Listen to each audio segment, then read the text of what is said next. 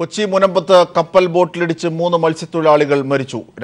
3 പേരുടെയും മൃതദേഹങ്ങൾ കരക്കെത്തിച്ചു. ഇനി കണ്ടെത്താനുള്ളത് 9 പേരെയാണ്. ഇവർക്കായുള്ള തെരച്ചിൽ ഊർജിതമാക്കിയിട്ടുണ്ട്. പലരെയും രക്ഷപ്പെടുത്താനായിട്ടുണ്ട് എന്നതാണ് അനൗദ്യോഗികമായ വിവരങ്ങളും വിശദാംശങ്ങളുമായി ഉമേഷ് ചേരുകയാണ്. ഉമേഷ്, എന്തൊക്കെയാണ് അറിയാനാകുന്നത്? ഒപ്പം കപ്പലിനെ കുറിച്ചുള്ള വിവരവും, ഒപ്പം തീരദേശത്ത് എങ്ങനെയാണ്, എന്തവസ്ഥയാണ് ഇപ്പോഴുള്ളത്? അജിംഷാദ്, ഇന്നലെ രാത്രി മുനമ്പം തീരത്തു നിന്ന് പോയ ഓഷ്യാനിക് എന്ന ബോട്ടാണ് കപ്പലിലിടിച്ച് ബോട്ട് താഴേക്ക് മുങ്ങുകയും ഇതിലുണ്ടായിരുന്ന തൊഴിലാളികൾ അപകടത്തിൽപ്പെടുകയും ചെയ്തത്. ഇതിൽ 3 പേരുടെ മരണം സ്ഥിരീകരിച്ചു. ആ 3 പേരുടെയും മൃതദേഹം കരയ്ക്കെത്തിക്കുകയും ചെയ്തു. ഇതുകൂടാതെ 2 പേരെ രക്ഷപ്പെടുത്താനും കഴിഞ്ഞിട്ടുണ്ട്. അവരെ ആശുപത്രിയിലേക്ക് മാറ്റുകയും ചെയ്തിട്ടുണ്ട്. ഇതുകൂടാതെ 9 പേരെക്കുറിച്ചുള്ള വിവരമാണ് ഇനി അറിയാനുള്ളത്. അതിലൊരു മലയാളിയും ഉൾപ്പെടുന്നുണ്ട്. ഇപ്പോൾ എൻ്റെ കൂടെ മത്സ്യത്തൊഴിലാളി ഫെഡറേഷൻ സംസ്ഥാന സെക്രട്ടറി KC രാജീവ് എന്നോടൊപ്പം ഉണ്ട്. അദ്ദേഹത്തോട് തന്നെ ഇതുമായി ബന്ധപ്പെട്ട് നമുക്ക് ചോദിച്ചറിയാം. എന്താണ് ഇത് സംബന്ധിച്ച് ലഭിക്കുന്ന വിവരങ്ങൾ? ഇപ്പോൾ ഇന്നലെ വെളുപ്പിന് 6 മണിയോടുകൂടിയാണ് കടലിൽ പോയ തൊഴിലാളികൾ ഈ വിവരം നമുക്ക് കൈമാറുന്നത്. അവിടെ നാട്ടിക പുറത്ത് 26 നോട്ടിക്കൽ മൈലിൽ ചെല്ലുമ്പോഴേക്കും ഡീസലിൻ്റെ വല്ലാത്ത മണം ലഭിച്ചു എന്നാണ് അവർ പറയുന്നത്. അതിൻ്റെ അടിസ്ഥാനത്തിൽ അവർ പുലർന്നു വരുന്ന കടലിൽ നോക്കിക്കഴിയുമ്പോൾ തകർന്ന ബോട്ടിൻ്റെ അവശിഷ്ടങ്ങൾ പിടിച്ചു കിടക്കുന്ന 2 പേരാണ് അവരെ ശ്രദ്ധയപ്പെട്ടത്. അവർ കയ്യാലിട്ട് അടിക്കുന്ന കണ്ടപ്പോൾ അവർ എടുക്കുകയാണ് ചെയ്തത്. അവരെ പിടിച്ചു കഴിഞ്ഞപ്പോൾ ബോട്ട് തകർന്നു എന്നുള്ള വിവരം മനസ്സിലായി. ബോട്ടിൻ്റെതാണെന്നുള്ള വിവരം അത് ലഭിച്ചിട്ടുണ്ട്. അതിൻ്റെ അടിസ്ഥാനത്തിലാണ് മറ്റു കാര്യങ്ങൾ ചെയ്തുകൊണ്ടിരുന്നത്. പിന്നെ നമ്മുടെ തൊഴിലാളികൾ അവിടെ ആവശ്യമായ അവരെ മറ്റൊരു ബോട്ടുകൾ അപ്പോൾ തന്നെ വയർലെസ്സിലൂടെ മെസ്സേജ് കൊടുത്തിരുന്നു. അതിൻ്റെ അടിസ്ഥാനത്തിൽ മറ്റു ബോട്ടുകളെല്ലാം വന്ന് അവിടെ തെരച്ചിൽ നടന്നുകൊണ്ടിരിക്കുകയാണ്. ഇപ്പോൾ നമുക്ക് ലഭിച്ചിട്ടുള്ളത് 28 നോട്ടിക്കൽ മൈലിലാണ്. നമുക്കൊരു സാങ്കേതിക പ്രശ്നം, ആ തൊഴിലാളികൾ നമ്മളെ അറിയിച്ച മുറക്ക് തന്നെ നമ്മുടെ MLA എന്നുള്ള നിലക്ക് ശർമ്മ തിരുവനന്തപുരത്തായിരുന്നു. അപ്പോൾ തന്നെ മന്ത്രിയുടെ ഓഫീസും മുഖ്യമന്ത്രിയുടെ ഓഫീസായിട്ട് ബന്ധപ്പെട്ടിട്ടുണ്ട്. മുഖ്യമന്ത്രിയുടെ ഓഫീസിൽ നിന്ന് നേവിയുടെ സഹായം തേടിയിട്ടുണ്ട്. നേവിയാണ് നമുക്ക് പിന്നെ 12 നോട്ടിക്കൽ മൈൽ കഴിഞ്ഞാൽ നമ്മളെ സഹായിക്കേണ്ട പ്രധാനപ്പെട്ട ഏജൻസി നേവിയാണ്, അല്ലെങ്കിൽ കോസ്റ്റ് ഗാർഡാണ്. ഈ 2 സംവിധാനത്തെ നമുക്ക് ഉപയോഗിക്കാൻ കഴിയും. കേരളത്തിൻ്റെ ഇപ്പം നമ്മുടെ സംവിധാനം ഉപയോഗപ്പെടുത്തി നമുക്ക് പരമാവധി കടലിൽ തെരച്ചിൽ നടത്താനും പോകാനും കിട്ടുന്ന മാക്സിമം സ്ഥലം എന്നത് 12 നോട്ടിക്കൽ മൈലാണ്. പക്ഷേ ഈ അപകടം നടന്നിട്ടുള്ളത് 28 നോട്ടിക്കൽ മൈലാണ്. അത് കേന്ദ്ര ഗവൺമെൻറ്റിൻ്റെ പ്രവിശ്യയിൽ വരുന്നതാണ്. അവിടെ സാങ്കേതികമായി നമുക്ക് ചെയ്ത ഒരു രക്ഷാപ്രവർത്തനത്തിൽ പോലും നമുക്ക് നേരിടണമെങ്കിൽ ഗവൺമെൻറ് ഓഫ് ഇന്ത്യയുടെ സഹായം ലഭിക്കാതെ രക്ഷയില്ല. നേവിയാണ് നമ്മളെ സഹായിക്കുന്ന പ്രധാനപ്പെട്ട ഏജൻസി. ഈ ദുരന്തത്തിലല്ല, ഇപ്പം ഇതിനു മുമ്പ് നടന്ന നിരവധി ദുരന്തം നിങ്ങളെ ശ്രദ്ധയിൽപ്പെട്ടിട്ടുണ്ട്. അതിലെല്ലാം നമ്മളെ നേവിയുടെ സഹായം ലഭിക്കുമ്പോഴാണ് നമുക്ക് ചെയ്യാൻ കഴിയുക.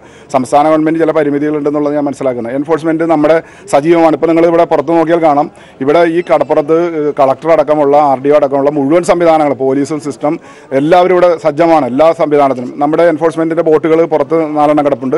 അതാണ് ബോഡികൾ കൊണ്ടുവരുന്ന ബോട്ടുകളെ അനുഗമിച്ച് കൃത്യമായി പോർട്ടിലേക്ക് കൊണ്ടുവന്ന് അതിൻ്റെ നടപടിക്രമം നീക്കിക്കൊണ്ടിരിക്കുകയാണ്. പിന്നെ മുഖ്യമന്ത്രി ഓഫീസിൽ MLA ഉണ്ട്. അദ്ദേഹം നേവിയുമായി ബന്ധപ്പെട്ട ആവശ്യമായ കാര്യങ്ങൾ ഇപ്പോൾ അവിടുന്ന് നേവിയുടെ എത്തിയിട്ടില്ല എന്നുള്ള ചില പരാമർശം ഇവിടെ ചില ആളുകൾ പറയുന്നത് ശ്രദ്ധപ്പെട്ടു. പക്ഷേ നമ്മളിപ്പോൾ തൊഴിലാളികൾ കടലിൽ നിന്ന് നമുക്ക് തന്ന വിവരം, നേവിയുടെ 2 ഹെലികോപ്റ്റർ ഈ അപകടം നടന്ന സ്ഥലത്ത് തെരഞ്ഞുകൊണ്ടിരിക്കുന്നു എന്ന വിവരമാണ്.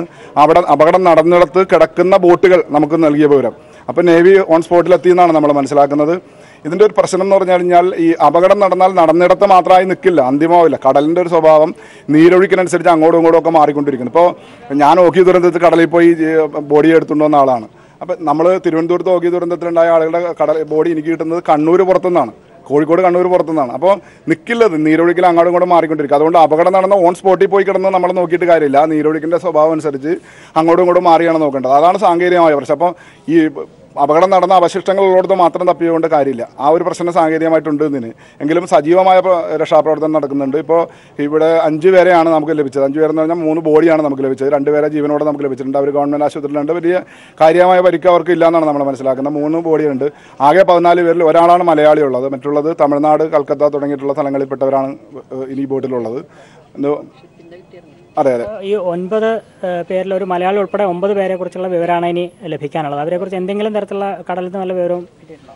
ഇനി വൈകുന്തോറും നമുക്ക് സംബന്ധിച്ച് സുഖകരമായ വിവരമാവില്ല ലഭിക്കുന്നത് എന്നാണ് നിങ്ങൾ മനസ്സിലാക്കിയിരിക്കേണ്ടത്. 9 പേരെ സംബന്ധിക്കുന്ന വിവരം വൈകുന്തോറും നമുക്ക് അവർ പൂർണ്ണമായും നല്ല ജീവനോടുകൂടെ നമുക്ക് ലഭിക്കുമോ എന്നത് സംബന്ധിച്ച് ഞങ്ങൾക്കും ആശങ്കയുണ്ട് ഇവിടെ നിൽക്കുന്നത്. ഇപ്പോൾ നമുക്ക് ലഭിച്ച വിവരം, മന്ത്രിയുടെ ഓഫീസിൽ ലഭിച്ച വിവരം, ഷിപ്പ് സംബന്ധിച്ച അന്തിമമായ വിവരം ലഭിച്ചു കഴിഞ്ഞു. ഏത് ഷിപ്പാണെന്ന് ഐഡൻറ്റിഫൈ ചെയ്തിട്ടുണ്ട്. അതിൻ്റെ വിവരങ്ങൾ ഇപ്പോൾ ഒരു നിസ്സാര മിനിറ്റുകൾക്കകം നിങ്ങൾ മാധ്യമങ്ങൾക്ക് മന്ത്രിയുടെ ഓഫീസിൽ നിന്ന് നൽകും. തിരുവനന്തപുരത്ത് അതിൻ്റെ ഐഡൻറ്റിഫിക്കേഷൻ ഒക്കെ കഴിഞ്ഞു. ഇന്ന ഷിപ്പാണ് എന്ന് സ്ഥിരീകരിച്ചിട്ടുണ്ട്. അതുകൊണ്ട് സർക്കാർ സംവിധാനം ഫലപ്രദമായി മുന്നോട്ട് പോകുന്നുണ്ട്. ബാക്കിയുള്ള സംവിധാനം നമ്മൾ ചിട്ടപ്പെടുത്തി പോകുന്നുണ്ട്. ഈ കപ്പൽചാലുമായി ബന്ധപ്പെട്ട എന്തെങ്കിലും നിയമലംഘനം അങ്ങനെ എന്തെങ്കിലും ഉണ്ടായിട്ടുണ്ടോ? ഈ 12 നോട്ടിക്കൽ മൈൽ കഴിഞ്ഞാൽ കപ്പൽചാല് സംബന്ധിച്ച് അടയാളപ്പെടുത്തുന്നത് ഇന്ത്യ ഗവൺമെൻറ്റിൻ്റെ ഏജൻസിയാണ്. സ്റ്റേറ്റിന് അതിനൊന്നും ചെയ്യാനില്ല, നമുക്കൊന്നും ചെയ്യാൻ കഴിയില്ല. അത് ഇപ്പോൾ സ്വാഭാവികമായിട്ടും നാവികസേന ഉൾപ്പെടെയുള്ള ബന്ധപ്പെട്ട ഏജൻസികളാണ് കപ്പൽചാലയെ ഐഡൻറ്റിഫൈ ചെയ്ത് അന്തിമമായി കറക്റ്റ് ചെയ്യുക. അപ്പോൾ കപ്പൽചാലികളുടെ സ്വഭാവം ഉണ്ടാക്കുന്നത് അവർ പ്രത്യേക റൂട്ട് കൊടുക്കും. ഇപ്പോൾ ഇത് തെക്ക് വടക്കാണ് ഇത് ഓടിക്കൊണ്ടിരിക്കുന്നത്. പുറകിൽ നിന്ന് വന്ന് ഇടിച്ചു എന്നാണ് ഏതാണ്ട് മനസ്സിലാക്കുക. കാരണം ഇവിടെ തൊഴിലാളികൾ നൽകിയിട്ടുള്ള വിവരത്തിൻ്റെ അടിസ്ഥാനത്തിൽ ഇപ്പോൾ നിലവിൽ ക്യാച്ചിങ് ലഭിക്കുന്നതിൻ്റെ അടിസ്ഥാനത്തിൽ തെക്ക് വടക്ക് നിന്ന് ഓടിയാണ്. അതുകൊണ്ടാണ് നാട്ടിക അങ്ങോട്ട് ഓടിക്കൊണ്ടിരുന്നത്. മുനമ്പത്തുനിന്ന് പോയ ബോട്ട് നാട്ടികയിലോട്ട് ഓടുക എന്ന് പറഞ്ഞാൽ തെക്ക് വടക്ക് ഓടിപ്പോയി എന്നാണ് അതിനെ മനസ്സിലാക്കുന്നത്.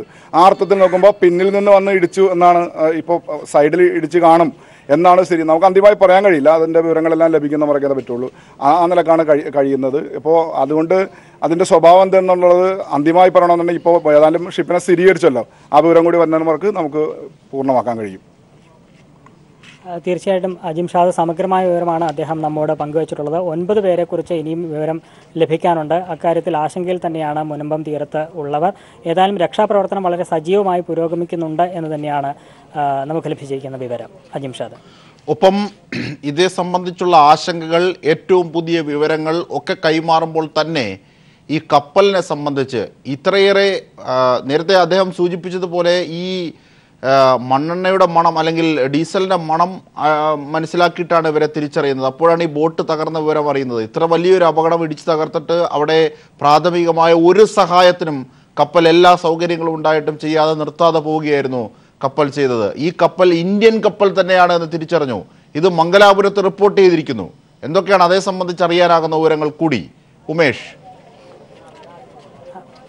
തീർച്ചയായും ഇടിച്ച കപ്പൽ ഏതാണ് എന്നുള്ളത് തിരിച്ചറിഞ്ഞു എന്നാണ് ഇപ്പോൾ നമുക്ക് ലഭിക്കുന്ന വിവരം. എന്നാൽ അത് ആരുടെ ഉടമസ്ഥയിലുള്ള കപ്പലാണ്, അത്തരത്തിലുള്ള വിവരങ്ങളെല്ലാം ലഭ്യമായി വരുന്നതേ ഉള്ളൂ. ഉടൻ തന്നെ അത് സംബന്ധിച്ചൊരു വ്യക്തത ഉണ്ടാകും എന്ന് തന്നെയാണ് പ്രതീക്ഷിക്കുന്നത്.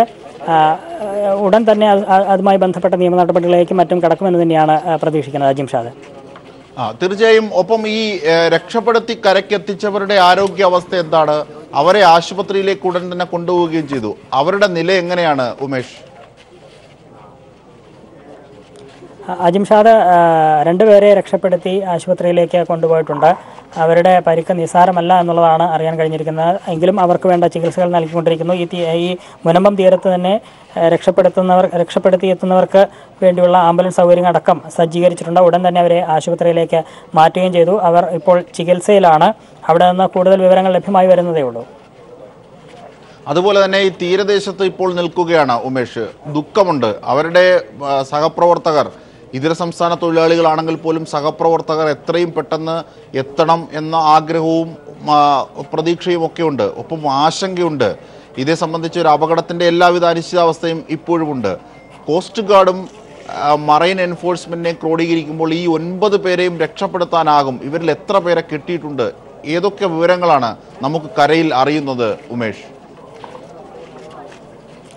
അജിംഷാദ്, ആകെ ഉണ്ടായിരുന്നത് 14 പേരാണ് എന്നുള്ളത് സ്ഥിരീകരിച്ചിട്ടുണ്ട്. അതിൽ നേരത്തെ സൂചിപ്പിച്ചതുപോലെ തന്നെ 11 പേർ തമിഴ്നാട് സ്വദേശികളും 2 കൽക്കത്ത സ്വദേശികളും 1 മലയാളിയുമാണ്.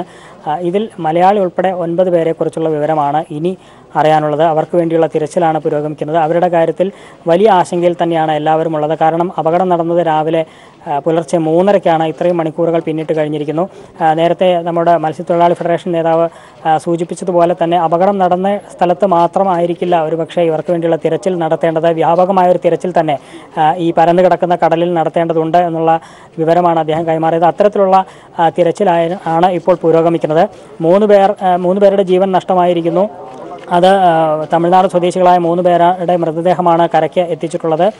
ഒരാൾ കൊൽക്കത്ത സ്വദേശിയും മറ്റൊരു തമിഴ്നാട് സ്വദേശിയും രക്ഷപ്പെടുത്തി തീരത്തെത്തിച്ചു. ഇവരെ ആശുപത്രിയിലേക്ക് മാറ്റി. ഇവർ ഇപ്പോൾ ചികിത്സയിലാണ്.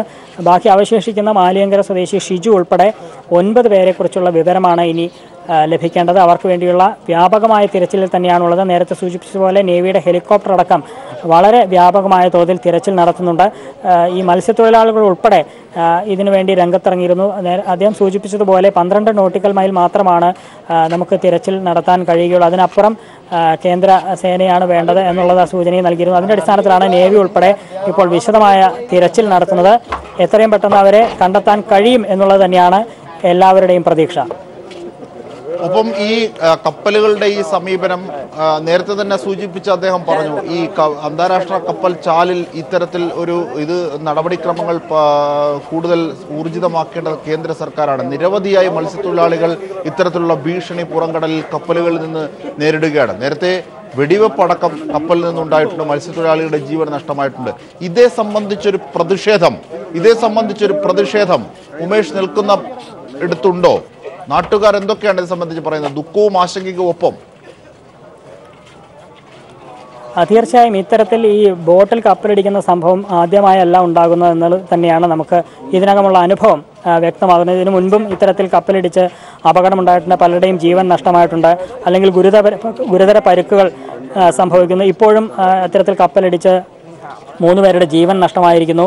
ഈ കപ്പൽ നിർത്താതെ പോവുകയും ചെയ്തിരിക്കുന്നു. അപ്പോൾ ഈ കപ്പൽ ചാലിൽ സഞ്ചരിക്കുന്നതിൽ എന്തെങ്കിലും തരത്തിലുള്ള നിയമലംഘനം നടന്നിട്ടുണ്ടോ, അല്ലെങ്കിൽ അതിൽ നിന്ന് മാറിയിട്ടുണ്ടോ തുടങ്ങിയ കാര്യങ്ങളെല്ലാം കൃത്യമായി അന്വേഷിക്കേണ്ട സംവിധാനം പ്രവർത്തനക്ഷമമാകണം, അല്ലെങ്കിൽ വളരെ കൃത്യമായ നിരീക്ഷണം ഇതുമായി ബന്ധപ്പെട്ടുണ്ടാകണം എന്നുള്ളത് തന്നെയാണ് ഈ മത്സ്യത്തൊഴിലാളി മേഖലയിൽ നിന്നുള്ളവർ ഏകകണ്ഠമായി ആവശ്യപ്പെടുന്നത്.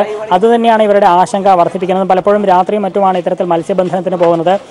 ഇത്തരത്തിൽ പോകുമ്പോൾ ഈ കപ്പലിടിക്കുകയും അത് നിർത്താതെ പോവുകയും ചെയ്യുമ്പോൾ വലിയ തരത്തിലുള്ള ആശങ്ക തന്നെയാണ് ഇവർക്കുണ്ടാകുന്നത്. അടിക്കടി അപകടം ആവർത്തിക്കുന്നത്. കൃത്യമായ ഇത് നിരീക്ഷിക്കാൻ സംവിധാനമുണ്ടാകണം, ഇത് തടയാൻ കൃത്യമായ സംവിധാനമുണ്ടാകണം, നിയമപരമായി തന്നെ കാര്യങ്ങൾ മുന്നോട്ട് പോകണം എന്നുള്ളത് തന്നെയാണ് ഇവരുടെ ആശങ്കയ്ക്കൊപ്പം അത്തരത്തിലുള്ള പ്രതിഷേധവും ഇവർ പങ്കുവയ്ക്കുന്നുണ്ട്. അജിംഷാദ്. ശരി, ഉമേഷാണ് വിവരങ്ങൾ.